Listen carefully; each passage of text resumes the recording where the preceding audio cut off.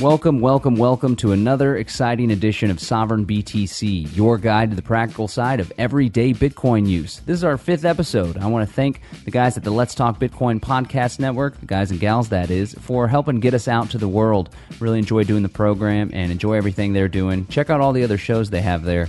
Bitcoins and Gravy, Sex and Science Hour, Mad Money Machine, and more.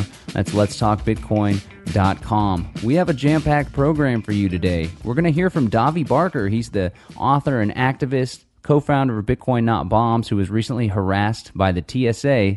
You got it, folks, for having Bitcoin, or at least wearing a Bitcoin shirt. We'll hear more about that with an interview from Davi Barker. We're also going to be joined by Michael Cargill of Central Texas Gunworks. Central Texas Gunworks is actually one of our sponsors here on the program. I want to shout them out real quick. They're the first gun store in the state of Texas to accept Bitcoin. That's right, folks. And pretty soon they're going to be receiving a Bitcoin ATM. There's not many of them in the country. I'm really excited that 2 of them are located here in Austin, Texas.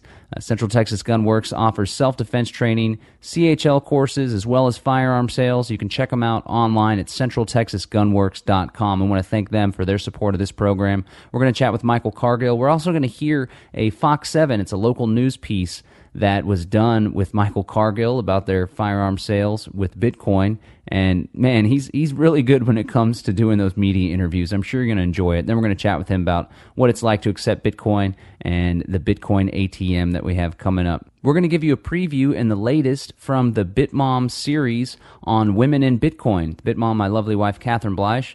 I want to congratulate her, actually. She just recently got a writing spot for Bitcoin Magazine. That's really exciting. I'm very proud of her and the work that she does. This week, she chats with Megan Duffield of Amagi Metals. They talk about silver, alternative currencies, using Bitcoin, and all sorts of good stuff. You're going to enjoy that interview. Of course, this is your guide to the practical side of everyday Bitcoin use, so this week we'll have yet another Bitcoin tip of the week, this time on two-factor authentication, a way to keep your Bitcoins safe. I got a really cool tidbit that I captured at Liberty Forum up in New Hampshire last year we're going to be sharing with you. It's a little debate that took place, a little tiff, so to speak, between Daniel Krywitz, who's an expert on cryptocurrency. He writes for the Mises Circle, and Jeffrey Tucker of Liberty.me. These guys got into it about the altcoin versus Bitcoin debate. It's a rift that's forming within the movement that's been present since the beginning, and I captured a little bit of audio that exposes just how contentious this issue is. I think you're going to enjoy this one, folks. We're going to hit you with the quote of the week from none other than Eric Voorhees. Big fan of Eric Voorhees. Excellent communicator when it comes to the philosophy of Bitcoin and the philosophy of liberty. We're going to share a quote from him that's all about regulation in response to the Mt. Gox debacle. And finally, I'm going to deliver a refutation of an article that was published on naturalnews.com by Mike Adams, the Health Ranger. He's been a critic of Bitcoin for quite some time, and he recently published something on February 27th in response to the Mt. Gox debacle, just totally bashing Bitcoin. And the problem with this one, why I was so motivated to offer this refutation, is that he just demonstrates a complete misunderstanding of Bitcoin, how it works. Of course, he refers to it as a Ponzi scheme like so many people do. So I give it a shot refuting that, and I also challenge him to a public discourse on the issue. See if we can learn something from one another. I'm sure you'll enjoy that as well. It's rather informative. This is Sovereign BTC. Check us out on Facebook.com/SovereignBTC. Find us on Twitter at Twitter.com/SovBTC. And check out our website at SovereignBTC.com. Before we go any further, folks, let's hit you with this week's Bitcoin News of the Week, courtesy of the Liberty Beat.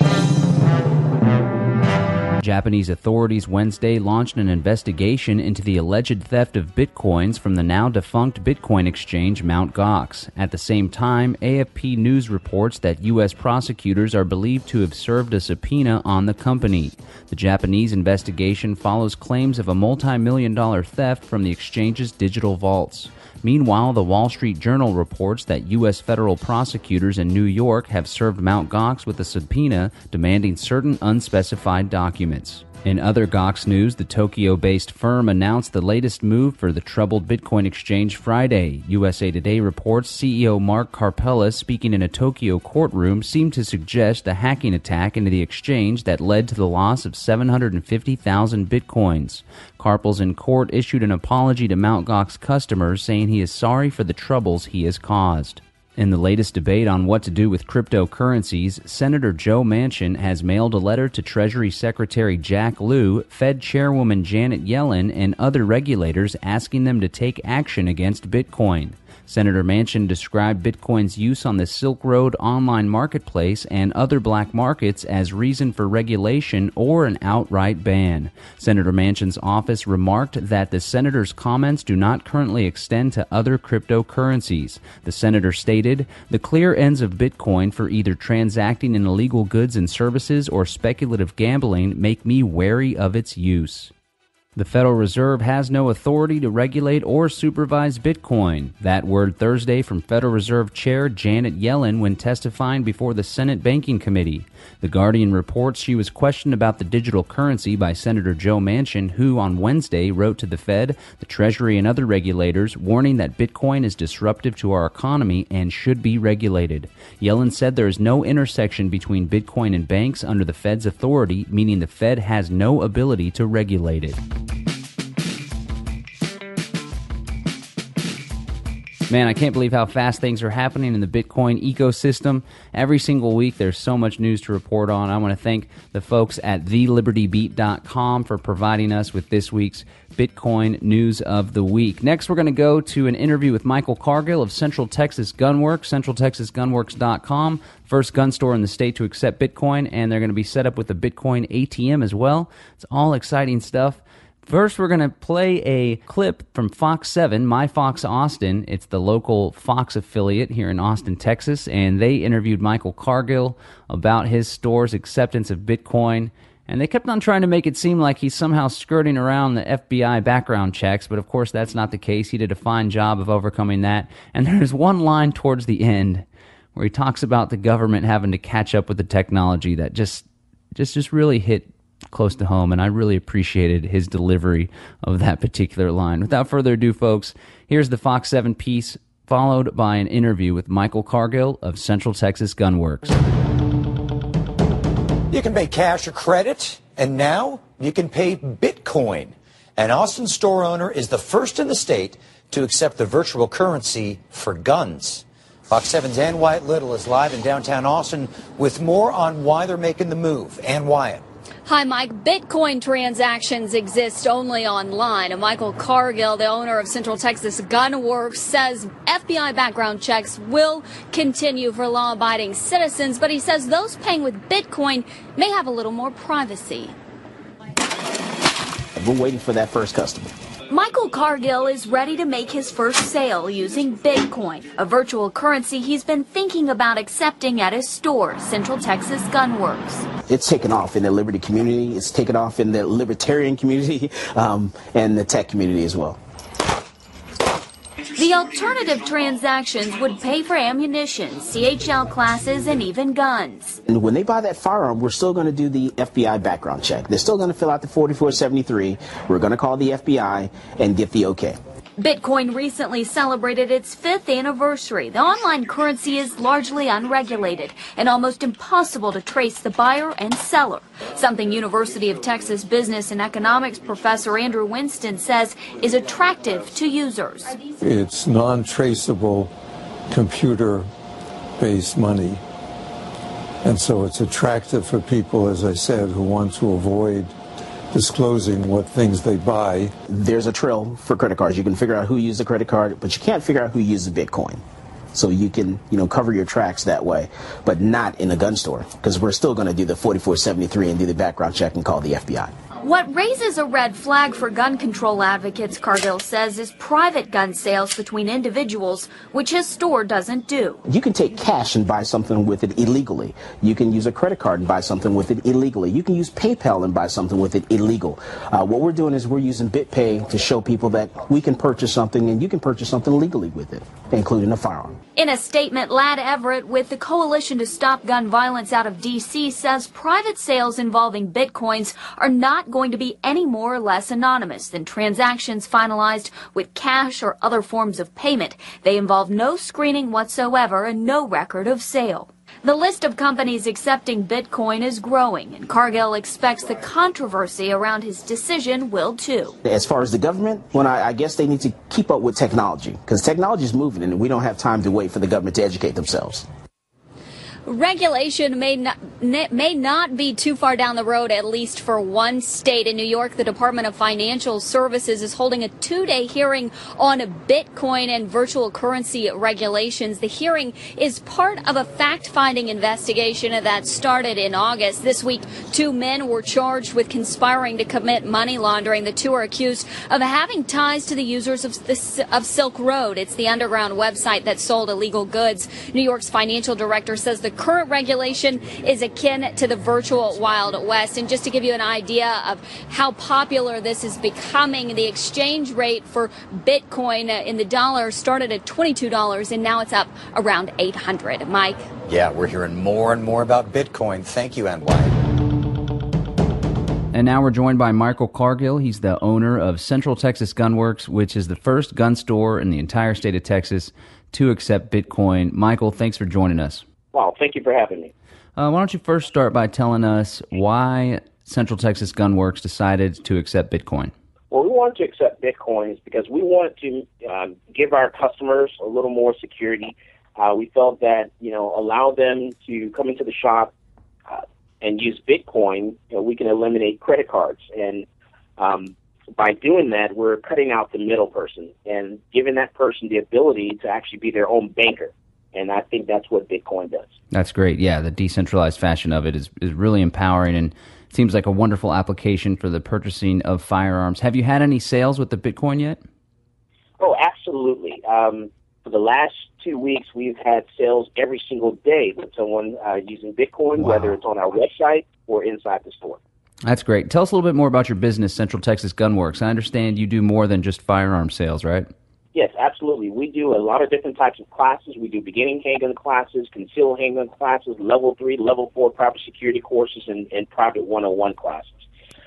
We also sell firearms. We're a manufacturer of firearms, and we're also an NFA dealer in firearms. You can actually come into the gun store and buy an automatic rifle. You can buy a suppressor, and you can use also Bitcoin.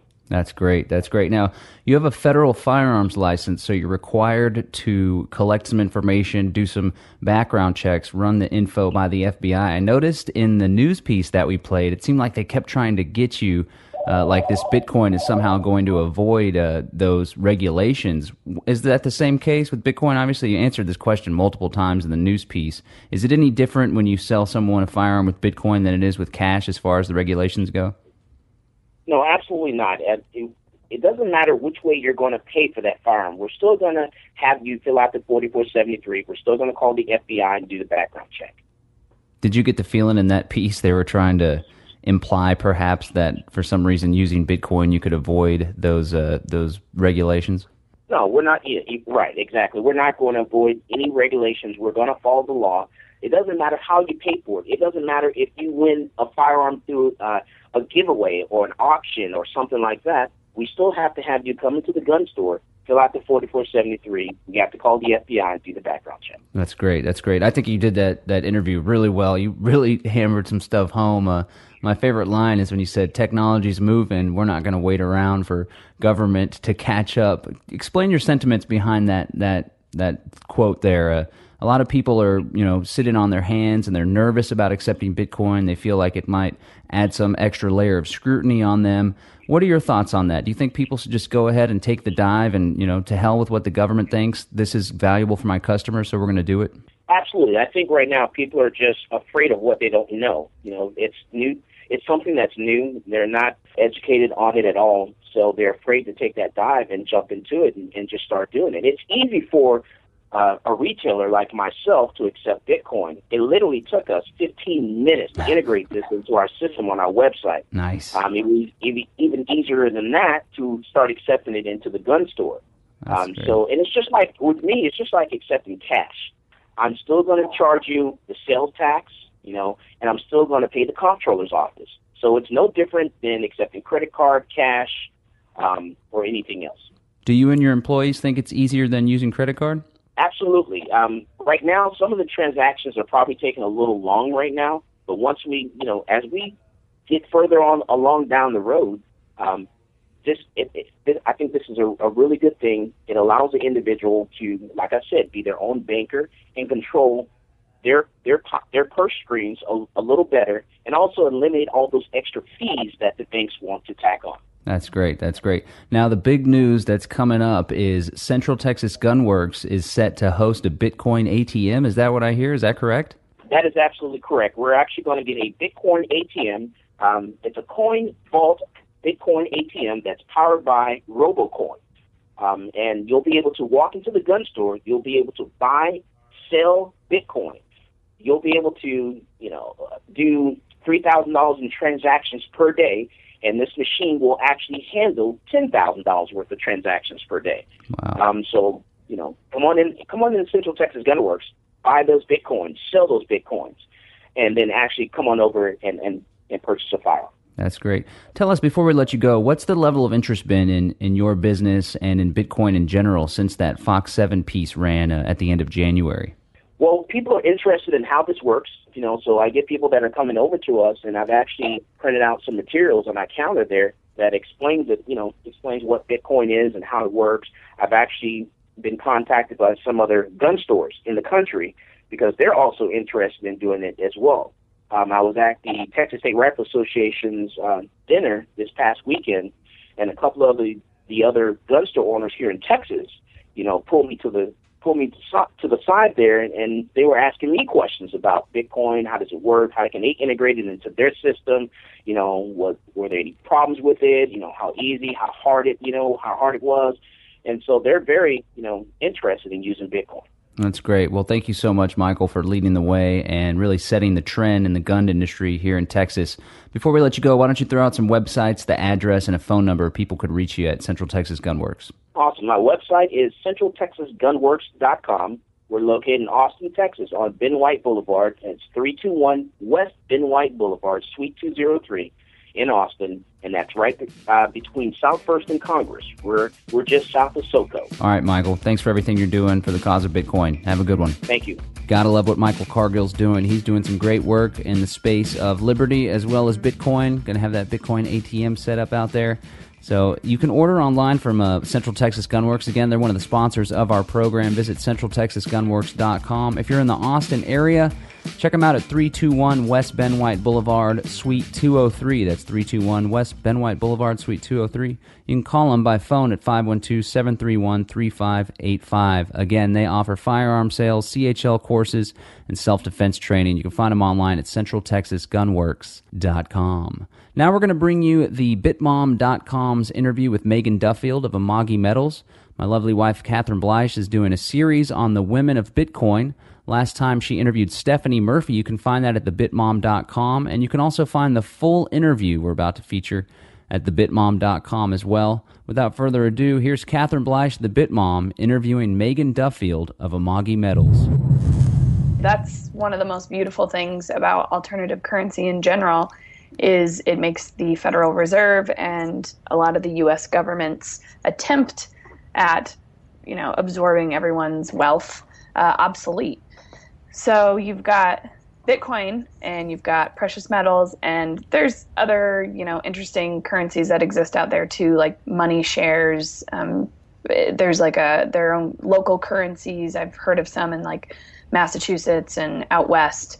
There's just a lot of really neat things that exist that transcend the Federal Reserve and its policies, and I support anything that has to do with that. And I think a lot of people, can get into a box sometimes thinking about alternative currencies or even Bitcoin and have very negative views on maybe all the other altcoins that are out there, like Litecoin, Dogecoin. There's one called Barbecue Coin. All these alternative currencies out there, I say the more the merrier, because what do we love more as voluntary oriented people than a free market and choice?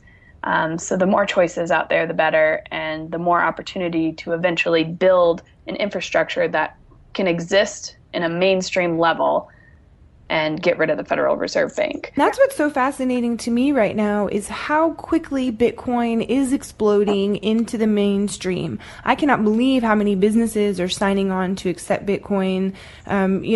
We really hit the pavement here in Austin trying to get businesses to accept silver, and we didn't have too difficult of a time, but where we really struggled was finding people who were willing to spend their silver. People wanted to get it and they wanted to hold on to it. And what I think is neat about Bitcoin is people seem more interested in spending it. They see the value in its transaction systems and the ability to send money quickly, versus with silver, it seems to be more slow moving. And so I think that's kind of an interesting dichotomy between the two. And this is just coming out of my head right now as I'm talking. I hadn't really thought much about this previously. And I think that adds on to this. A lot of people argue that there's lack of intrinsic value with Bitcoin. And if you look at the infrastructure alone, I think you see a lot of value that hasn't been provided to the marketplace, like easy transactions, like international business made easy and stuff like that. So I think that's very important to notate. And there are a lot of critics out there of Bitcoin, and I always keep a skeptic eye to everything. And as soon as I see thousands of people flocking to something and all agreeing, I know more questions need to be asked. And right now, I think, is the time for us to ask more questions about Bitcoin. And I appreciate the counter arguments against it, and people fighting against having Bitcoin be this revolutionary instrument that it is. But I mean, deep down, I think it has a lot of intrinsic value between being able to keep it somewhat anonymous, being able to send a transaction without the fees in a timely fashion, and yeah, so I agree with you on that. Yeah, it's pretty fascinating just watching the whole thing unfold, and I'm curious, to see what happens if they try to over-regulate Bitcoin, which I think, even some Bitcoin proponents are supporting because they believe it's going to make it seem more mainstream. And I feel like if they're going to go that way with Bitcoin, it's just going to open the door for some other cryptocurrency or some other currency to fill the gap. And so it's really neat watching it. So, why do you think it is that there aren't very many women involved in the alternative currency world? Oh, this is always such a difficult question, because much like with anything where there's an imbalance of gender or ethnicity, there's just a lot of reasons. But I did read, coming from being a Ron Paul activist, a liberty activist, now I'm in more of the anarchy community. There's always been a pretty big imbalance of male to female, but not as much as Bitcoin. We're talking 95% male dominated culture. Yeah, it's seriously male dominated, like incredibly so. I think a lot of it comes from just the where a lot of the talk about Bitcoin originated. A lot of gamers, a lot of programmers, a lot of people in finance, which are already male dominated career paths. I have a feeling that has a big part in there not being as many women. But another great thing to notate is Bitcoin can be so beneficial to women because a lot more women, and someone can correct me on this, I might just be pulling this out of my ass, but I feel like a lot more women start small businesses, more service-based businesses and stuff like that, where they could really be benefiting off of accepting Bitcoin, especially if you're trying to avoid the state, which probably shouldn't say that. Hey, say it. Myself. Well, I'm trying to avoid the state. I don't want it to be recorded anywhere. Come after me. Well, you're not trying to avoid the state, of course. Right. Oh, not me. No, I pay all my taxes and I do everything on time. Good little citizen.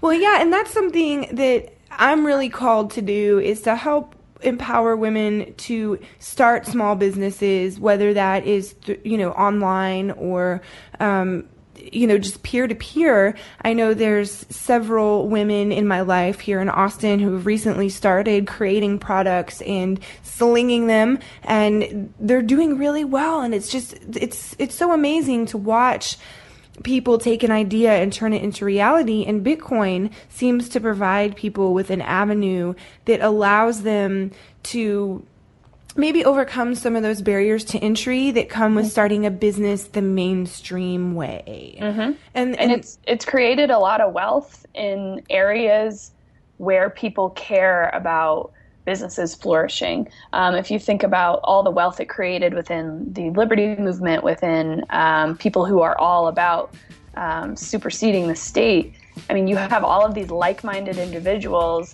who have made a lot of money and would be more than happy to see someone like ourselves and say, hey, absolutely, this is just another way we can keep fighting the state. And they're going to be more likely to donate or, patronize your business. There you have it, folks. Again, the goal is to encourage more women to participate in the Bitcoin ecosystem. I know that Bitcoin is asexual, but there seems to be a void of ladies in the Bitcoin community, and Catherine is trying to overcome that to show women that Bitcoin's a great thing. You don't have to have a lot of technical expertise to get involved. It really is easy to use, and as she said in some of her interviews, she's doing it for selfish reasons too, so there'll be more women and mothers and families to hang out with whenever we go to the Bitcoin meetup and hang out at Bitcoin events and all that good stuff. So check out thebitmom.com if you want to hear that entire interview that Catherine did with Megan Duffield. Well, folks, let's hit you with this week's Bitcoin tip of the week. This one's a good one on two-factor authentication. I think it's a very important tool that people ought to be using, especially with the hacking and the phishing and all that stuff that's going on out there. You can never be too safe with the Bitcoin, especially if you've got a lot of money locked up in your Bitcoin. Check out this week's Bitcoin tip of the week, sponsored by blockchain.info. Using a complex password is the first step to ensure your Bitcoins are stored safely in an online web wallet. A great second step is two-factor authentication. This process provides a second layer of protection for your wallet. On top of entering your password, you are required to enter an additional numeric code to access your wallet. Blockchain.info's wallets make it easy for the user to choose their preferred method of two-factor authentication, which are email, SMS, Google Authenticator, or YubiKey. Blockchain.info recommends using Google Authenticator or a YubiKey. This week's Bitcoin tip of the week was brought to you by Blockchain.info, the world's most popular Bitcoin wallet. Simple and secure, blockchain is the easiest way to get started using Bitcoin. To learn more or to create a wallet today, visit Blockchain.info.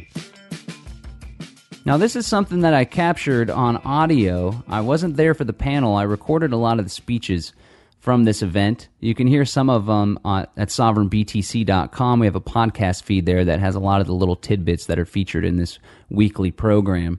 I was listening to the discourse that took place. It was a panel discussion on Bitcoin with Daniel Krywitz, Cody Wilson, and Jeffrey Tucker. That's one heck of a trio. I was listening to it on the plane ride home and came across this interesting exchange that took place between Daniel Krywitz and Jeffrey Tucker. It was a debate about altcoin versus Bitcoin, and they were both on the extreme sides of the question. It starts off with Jeffrey Tucker raising an objection that he often hears regarding inflation with cryptocurrencies, saying, there's so many different altcoins. If all of them just start popping out, we'll have inflation with the cryptocurrency.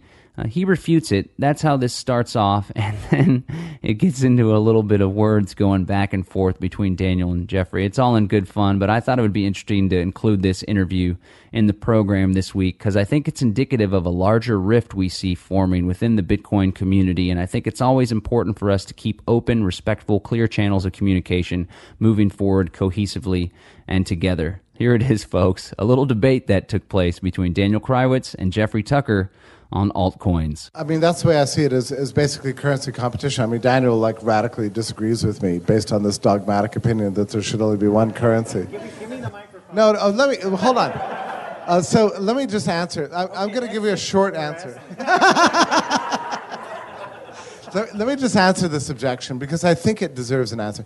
I mean, it's a relatively simple point that every altcoin lives within its own blockchain, its own ecosphere, its own ledger, and they don't mix. So there's no chance that there's going to be... I mean, the problem is that people imagine that there's going to be coins, and everybody's going to be creating coins, and suddenly, like one day we're going to wake up and there's going to be tens of thousands of these things and the whole world's going to explode in some sort of Weimar, crypto hysteria, right? I mean, but this can't... This is the imagining. This can't happen because every ledger is itself separate and heavily controlled. I mean, to the extent it's not policed, it will go down in value. To the extent that it's like Bitcoin, stodgy and Victorian and severe, which Bitcoin is, then it's going to continue to retain its value. So that's my answer to this. I mean, look, it's a pedestrian kind of objection to cryptocurrency. It's maybe you think it's silly, but actually a lot of people have it, which is the reason I bring it up to you. Okay, well, yeah, I think you're right about that particular issue. It's just there's a difference in brands. Like Bitcoin is a different thing from Dogecoin. So if you create more Dogecoins, that really has nothing to do with Bitcoin. And as to the point about the altcoins being development platforms, yes, they are, and that's useful. My objection to them is not their use as development platforms. It's the pump and dump scams surrounding them. Like they shouldn't have value. They're not a viable investment. So if you're telling me that this new altcoin is going to be the next big thing and I should invest in it, like that's wrong. You're lying. Okay. And you can offer a Litecoin bounty on something, and that'll work as long as Litecoin continues to be liquid. But altcoins are still not viable in the long run, so you won't be able to do that ultimately. The difference is the network effect. So Bitcoin is much bigger, and it has a bigger network, and it's more liquid, which makes it more valuable as a currency. And there isn't an equilibrium between two currencies on the free market. Whichever one is the superior currency will grow at the expense of the weaker currency.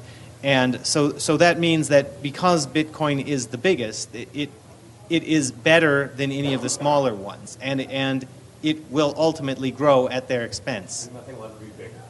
Well, if you invented a new currency that was as great of a technological advancement over Bitcoin as Bitcoin is over the dollar, then it could defeat Bitcoin. But that's not true of any of the altcoins.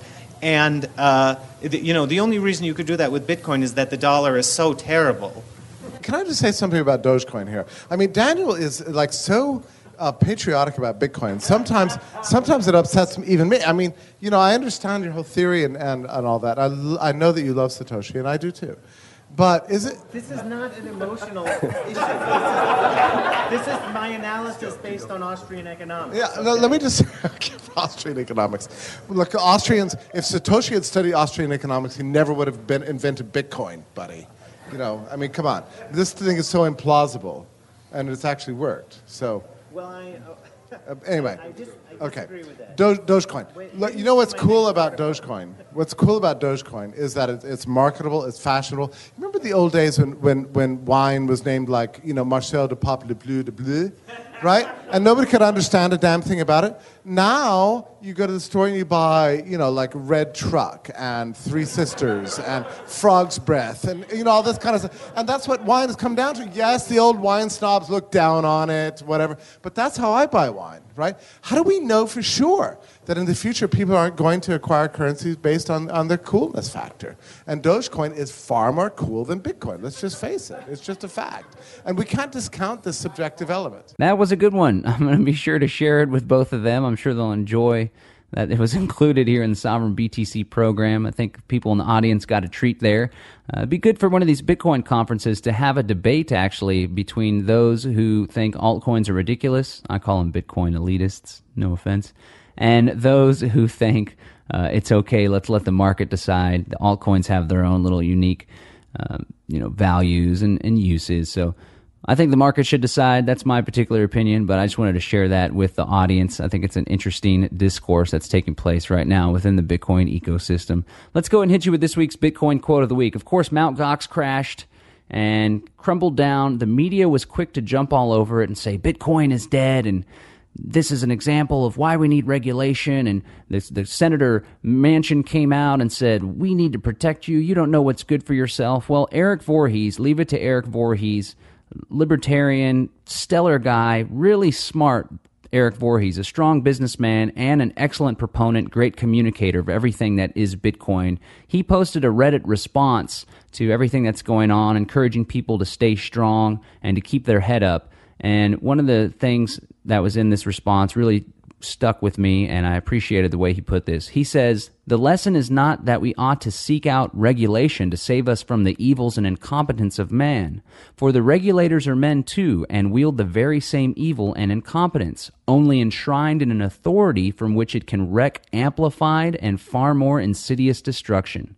Let us not retreat from our rising platform only to cower back underneath the deranged machinations of Leviathan." Very nicely put, Eric. I really appreciate that message getting out there. That's right, folks. We have a wonderful opportunity before us to truly embrace the value of a free market economy, uninhibited by external coercion, uninhibited by the arbitrary whims of regulators, uninhibited by the good old boy network. I'm not going to say it's going to be perfect, of course. There's already finagling going on and fraud taking place. But whenever you enable the state to get involved, it's fraud that takes on an air of legitimacy. And the masses just think it's okay because it's sanctioned by the state. And after all, these bureaucrats aren't going to do any harm. In fact, they're in place. They're in a position of power because we trust and respect them. It's a bunch of hogwash, folks. Look out. For those of you calling on regulation, I ask you this. Why is Bitcoin around in the first place? Satoshi Nakamoto put it out to the world because he saw a need for it, because he saw that the central banks, the Federal Reserve Note, these fiat currencies were doing roughshod with people's rights, with the value of money, with having a suitable medium of exchange for the world. He put it out there for that very same reason. Now, why the heck do you want to bring these manipulators, these conniving regulators and central planners into the fray? Why would you ask them to join in on the Bitcoin ecosystem? I don't get it. I think people think it's going to legitimize the currency and increase its value. Maybe there's a little bit of self-interest in play. I think personal responsibility trumps regulation every day. And that's the opinion of the Sovereign BTC podcast. Now, in a related story, Mt. Gox crashed. Everyone comes out of the woodwork calling out Bitcoin, saying it's going to collapse, saying it's terrible, and along comes Mike Adams, whom I have some respect for. He is the proprietor of naturalnews.com. He goes by the token Health Ranger, and he is not a fan of Bitcoin. He nor Alex Jones, many people know of him through Infowars.com, probably the most prominent conspiracy theorizer out there. Just a quick note, I am not an opponent of conspiracy theorizing. I subscribe to the conspiratorial view of history. I do believe there's a small group of people that are manipulating world events for their own benefit. I think there's no secret about that, really. It's hardly a conspiracy. And I'm always subscribed to the philosophy of questioning everything. In fact, my wife has it tattooed on her forearm. Question everything. And we teach it to our children.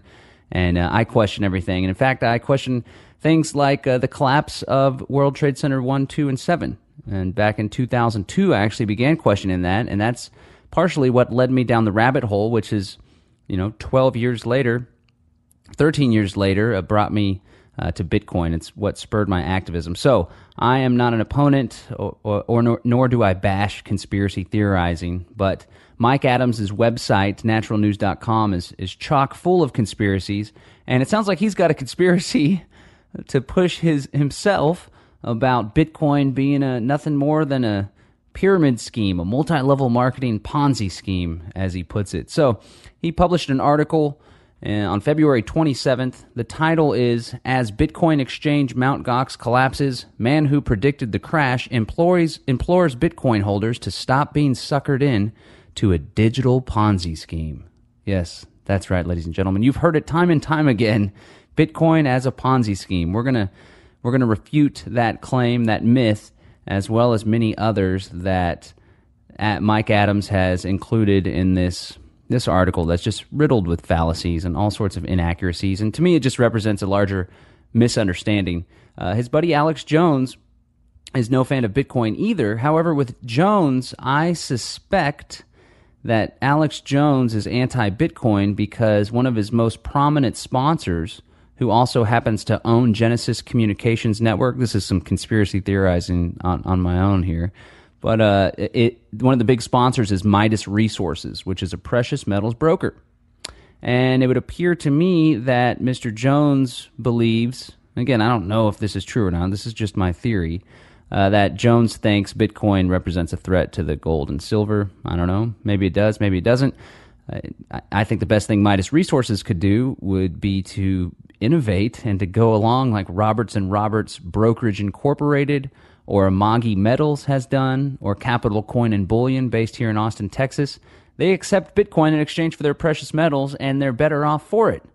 They're getting new business that they wouldn't have had before, and they're giving their customers the opportunity to purchase the gold and silver at a very fast, easy, simple, no fees. Same thing on the business end. So it's just a good lesson not to be afraid of new things, to embrace them, to hop on the innovation train. Okay, so here's the article. We're going to go by it bit by bit, and I have this in written form as well at SovereignBTC.com. You could check out my written refutation. I also want to throw this out there.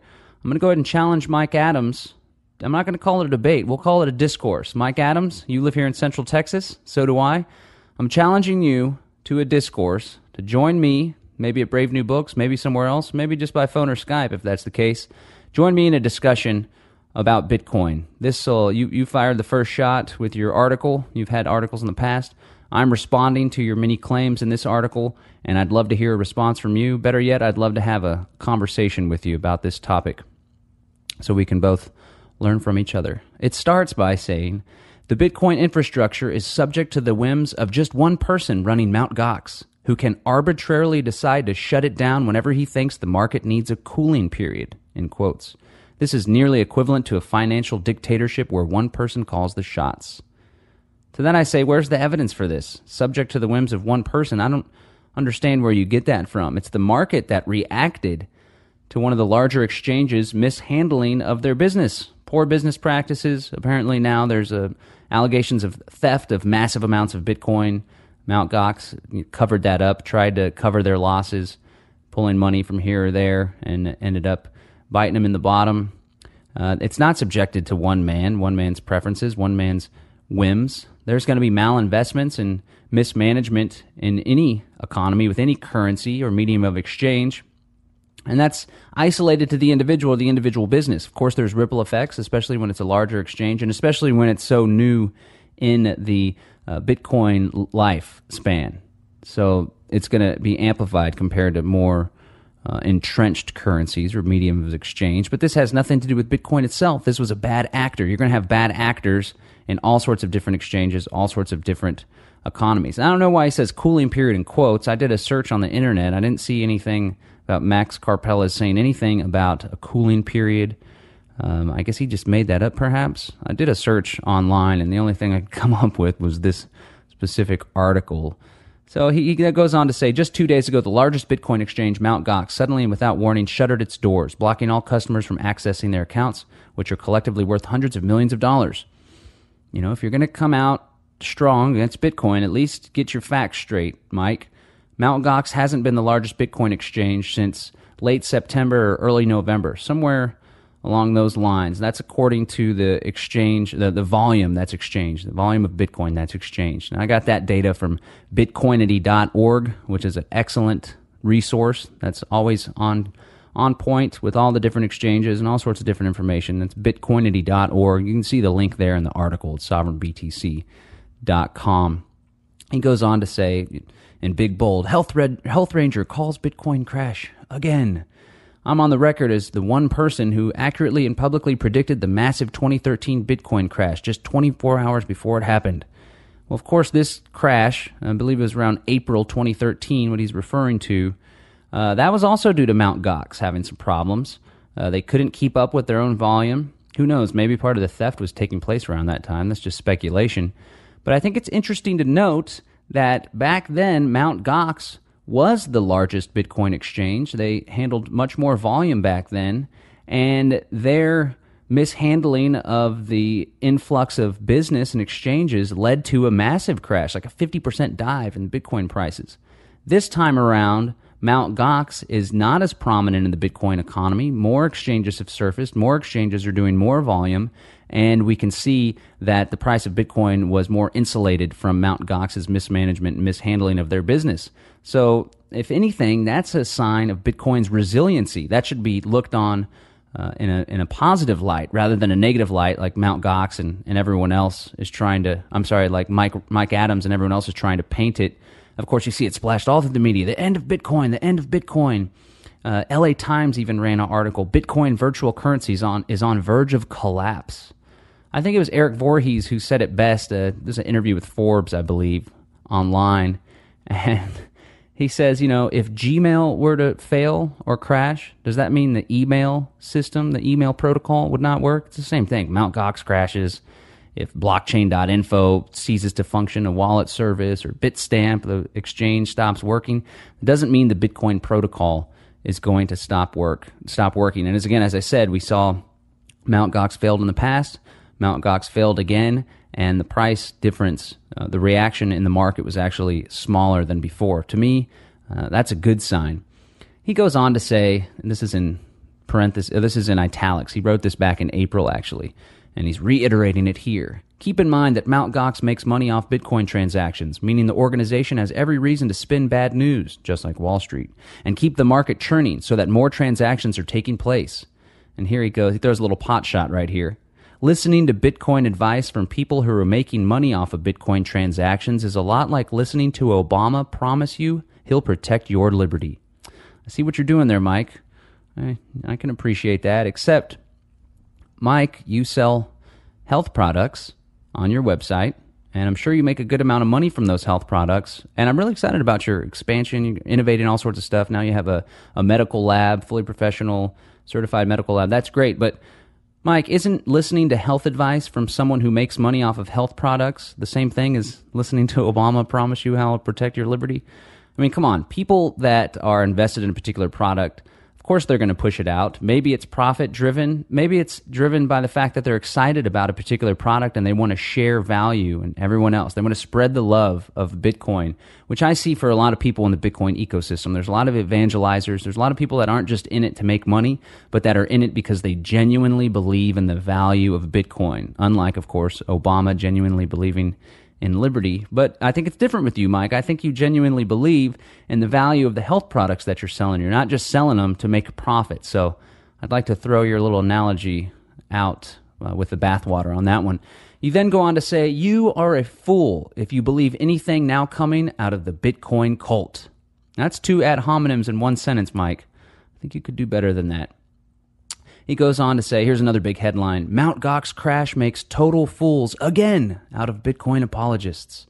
He says, for all we know, the very founders of Mt. Gox simply swiped everyone's Bitcoins and fled to Japan en route to the Cayman Islands, where they'll enjoy a life of luxury, laughing it up at all the gullible suckers who bought into the Ponzi scheme in the first place.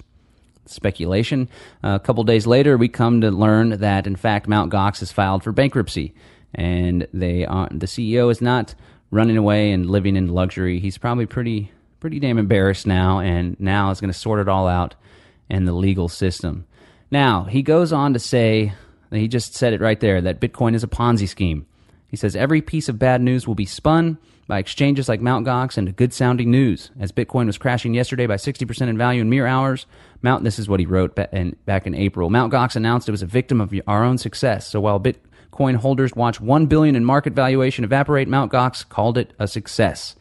This is part of his argument that Mt. Gox is a Ponzi scheme.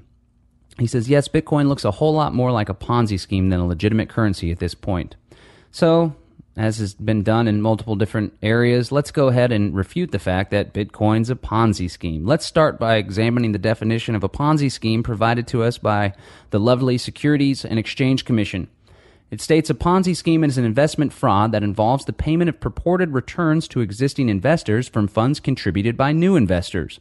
Ponzi scheme organizers often solicit new investors by promising to invest funds in opportunities claimed to generate high returns with little or no risk. In many Ponzi schemes, the fraudsters focus on attracting new money to make promised payments to earlier stage investors to create the false appearance that investors are profiting from a legitimate business. That's a pretty good definition. I can accept that definition. I hope the listeners could accept that definition. I'm sure Mike Adams would accept that definition. Let's break it down point by point. The first point made is that a Ponzi scheme is an investment fraud that involves the payment of purported returns to existing investors from funds contributed by new investors. There is no fraud taking place with Bitcoin as a whole. Sure, there are bad actors within the Bitcoin ecosystem who may be engaging in fraud, but Bitcoin as a whole is not fraudulent. The Bitcoin network is doing exactly what it claims to do. how it says it's going to do it, and when it says it's going to do it. No one is purporting returns for new investors from funds contributed from old investors. It's simply not happening. Bitcoin is a peer-to-peer marketplace. There's no central corporation, individual, or group promising fraudulent returns on behalf of the Bitcoin network. It's just not happening. Now, there are bad actors exploiting uninformed users, but no one's centrally commanding the whole network. Bitcoin is an open book. It's open source, and all of the transactions can be seen publicly through the Bitcoin blockchain. It's kind of hard to engage in fraud at a mass scale, or for Bitcoin to be engaging in fraud. There's not even any human actor that's dictating what happens with Bitcoin. It's a marketplace. Again, there's no fraud taking place with Bitcoin as a whole, no false promises, and no purported gains from previous investors. The second point in our definition is a Ponzi scheme. Organizers often solicit new investors by promising to invest funds in opportunities claimed to generate high returns with little or no risk. There are no Bitcoin organizers. It's a decentralized peer-to-peer network not managed or controlled by one person or one group. Bitcoin as a whole is not claiming to generate high returns with little or no risk. In fact, many Bitcoin proponents advise new users not to put in more than they're willing to lose. And I think that's a mighty fine piece of advice myself. That's just the opposite of what a Ponzi scheme is hoping to do. Here's the third point in the definition of a Ponzi scheme, the third element. In many Ponzi schemes, the fraudsters focus on attracting new money to make promise payments to earlier stage investors to create the false appearance that investors are profiting from a legitimate business. Again, there is no one controlling Bitcoin, and there are no central operators who could be fraudsters. Bitcoin is not a zero-sum game. New users can benefit just as early adopters can benefit. No one is gaining at anyone else's expense. There is no false appearance of anything. The number of Bitcoins, the strength of the network, and the transactions are all open source and public through the blockchain. I'll say it again. It's probably not for the last time we're going to have to say this because it keeps popping up. Bitcoin is not a Ponzi scheme. He goes on to say how to avoid being victimized by Bitcoin schemes. He says people are trying to sell it, that it's a quick way to make financial gain without any effort whatsoever.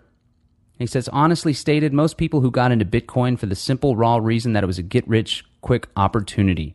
Buy low, sell high. It's like the same scam repeated throughout the history of financial markets and made famous by people like Ponzi and Bernie Madoff. To that I say, do you have a source for this? That's not why I got into Bitcoin. I would suspect most get into Bitcoin for the promise it has to free exchanges from the clutches of centralized and coercive institutions. Not everyone buys low or sells high. Many people hold the Bitcoins and use it in exchange for goods and services, or they just use it as a means of sending value across the world very quickly. They don't even hold the Bitcoin. They hold Federal Reserve notes or central bank currencies, and then when it's time to send money across the globe or even across the state, they buy Bitcoin, they send it to their friend, to their business partner, to the consumer of their product, or to the service they're engaging in, and they receive the Bitcoin and exchange it. Nobody's even holding the Bitcoin. And in fact, it's in my eyes, and the real value of Bitcoin is more of a medium of exchange, an easy, fast, no cost, little to no cost medium of exchange. I think there's more value in it as a medium of exchange than there is as an investment, and I think most people see that and believe that, and that's why the price is rising in my eyes. He goes on to say, the hype that propelled Bitcoin's initial rise was of course chock full of seductive messages and tempting promises. But in retrospect, nearly all the Bitcoin buzz was generated entirely by the very people who stood to benefit from a rise in Bitcoin's value. Now, everyone who buys into Bitcoin stands to gain from the rise in Bitcoin value. That's early adopters and new users. And again, people are excited about this. Of course they're going to tell everyone about the value. It's not just because it might make them a little more money if everyone buys in, more and more people buy in, the infrastructure gets bought out. But it's because these people truly believe in Bitcoin. And that's not something you see about people that use Visa or MasterCard or PayPal or Western Union. You don't see people that are, blogging on their website, that are doing radio programs like myself, that are up at 4 a.m. posting stuff on Reddit and spreading the word and talking to their whole family about how great it is to use Western Union. No, there's people that genuinely believe in this because it's amazing. It's a beautiful, wonderful thing, and it's really changing the world. But Mike Adams doesn't seem to think so. He goes on to say Bitcoin was essentially a multi-level marketing currency Ponzi scheme. He says rationality was entirely abandoned, largely by people who technically should know better, because Bitcoin-type people tend to be among the highest IQ people in society. Yet even they lose massive IQ points when tempted by greed. And again, he's trying to make the point that Bitcoin adopters are trying to sell people on Bitcoin just for the sole reason that they can make more money. I would argue that anyone that opens a new business or manufactures a widget, you're going to have to market the product in order to get it out to more people. There's nothing wrong with that. There's nothing evil about that. There's no malice involved with encouraging people to purchase a product that you're bought into, that you're invested in. Now, here's something that I actually agree with in the article. Probably about the only thing. He says, my best advice, buy a farm with a water supply and grow your own food. Now, being a star in the reality show and the executive producer of Sovereign Living, I, of course, also subscribe to the philosophy of sustainability, the idea that we shouldn't rely on centralized or coercive institutions for our food or any other service that's provided for that matter. And I agree, yes, I do think owning a farm would be more valuable than simply owning Bitcoin. But here's the thing, Mike. Why can't you own both? And better yet, why don't you buy a farm with Bitcoin? And I have just the place you can go to do so, porcupinerealestate.com. Good friend of mine, Mark Warden, he's an activist with the Free State Project. Not only is he accepting Bitcoin for his New Hampshire state representative race, but he also accepts Bitcoin in exchange for the real estate that he's offering. porcupinerealestate.com. Yes, ladies and gentlemen, you can buy a farm on porcupinerealestate.com. So, Mike Adams, my question is, why not use Bitcoin instead of Federal Reserve notes to buy a farm? And again, why aren't you celebrating Bitcoin? I know you're an obvious opponent of the Federal Reserve banking system. It seems like if you were informed about Bitcoin and if you understood that, in fact, it's not a Ponzi scheme, as I explained before, you should celebrate Bitcoin because it allows the opportunity for people to exchange value without relying and in turn giving value and credence to central banks. Every time you use those Federal Reserve notes, Mike, you're giving value to the Federal Reserve System. People say Federal Reserve notes have no value. To that I reply, if you believe they have no value, you can send them my way. Check out SovereignBTC.com. You'll learn how you can donate Federal Reserve notes. They have value because people see them as a valuable medium of exchange. On top of that, there's legal tender laws, and there's scores and scores of armed men that are forcing people to see value in it. But nonetheless, every time you use them, you're giving value to the system. So if you really want to be a rebel, if you really want to end the Fed, I strongly suggest you use alternative currencies instead of the Federal Reserve note. And what better alternative currency to use than Bitcoin? Transfer value across the world. You can even buy a sustainable farm with a strong water supply and the ability to grow food. Because I agree, Mike, when crap hits the fan, the power grid is down, the internet's down, it's going to be a lot harder to exchange Bitcoins. That's right. And when you have an empty belly and you're not able to feed your kids, food is going to be much more valuable than your paper wallet or your cold storage hard drive or those Bitcoins that are sitting on a blockchain.info wallet online that you can't access because the electricity's down, the power's down, and there's no internet. It hasn't been for months. Yes, food is more valuable. I agree. That's why it's important for everyone in the Bitcoin ecosystem who hasn't yet thought of that. Crap could hit the fan. If you're listening here in America, you're certainly not vulnerable. If you're listening across the world, which many people are, perhaps you live in a country that's experienced hyperinflation or some sort of economic collapse.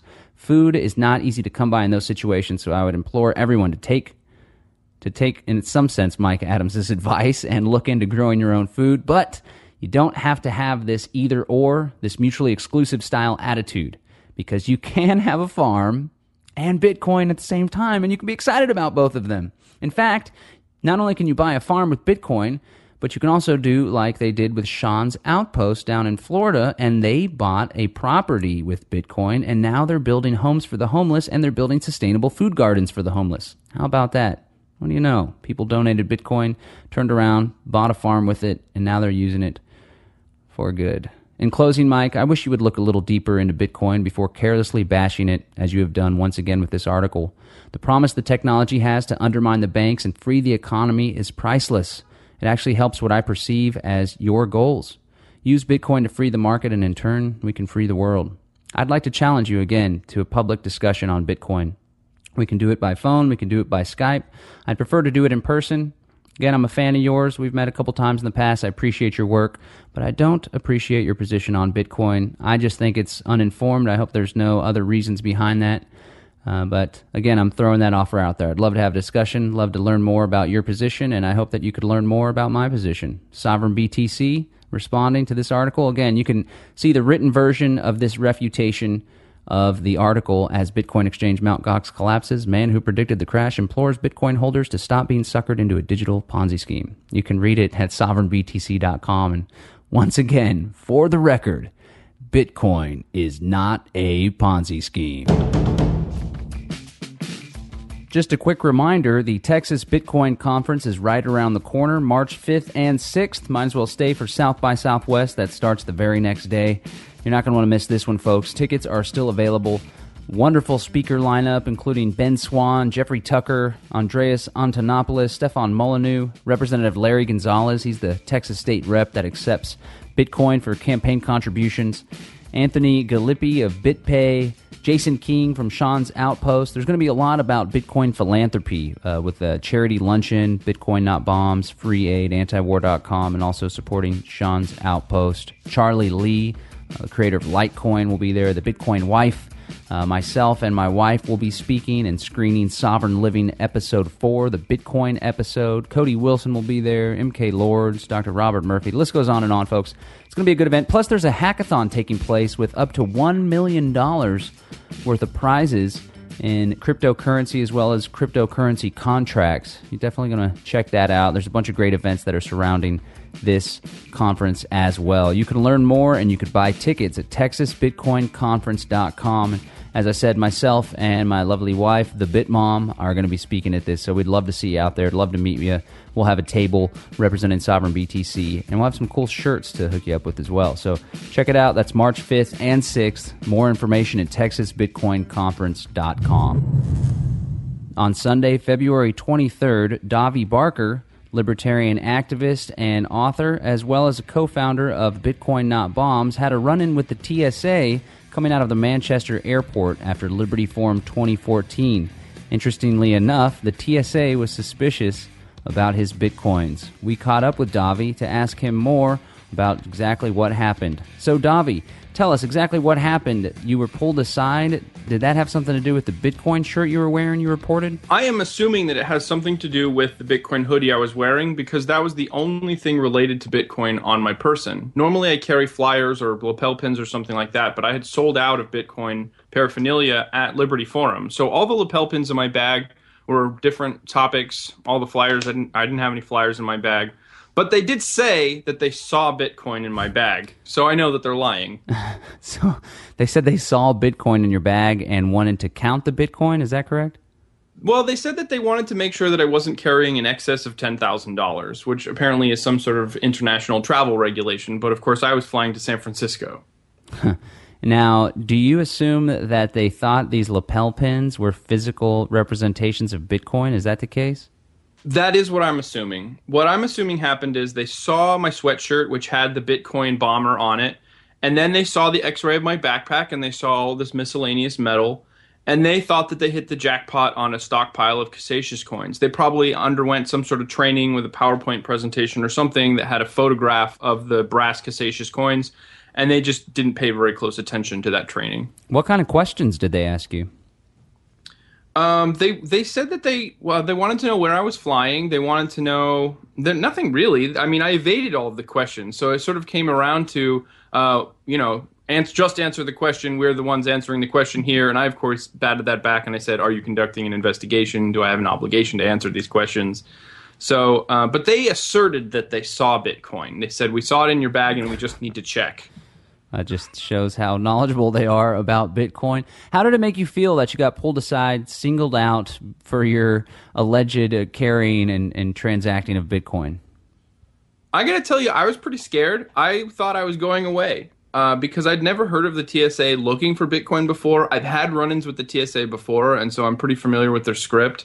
And so the moment that they were off script and they were asking about something I knew that the government wanted to associate with, like, drug cartels or child pornography or something, I thought they were going to take me away. Wow. Do you have any advice you could give to travelers who also wear Bitcoin shirts or may carry Bitcoin on a hard drive or on a smartphone application? I would say continue to wear your Bitcoin shirts. If you want to be careful about it, I would say not to have it obvious that the Bitcoin is on your phone or on your laptop or whatever. But they didn't ask to see my laptop or my phone or my pen drive. So obviously don't really know what they're looking for.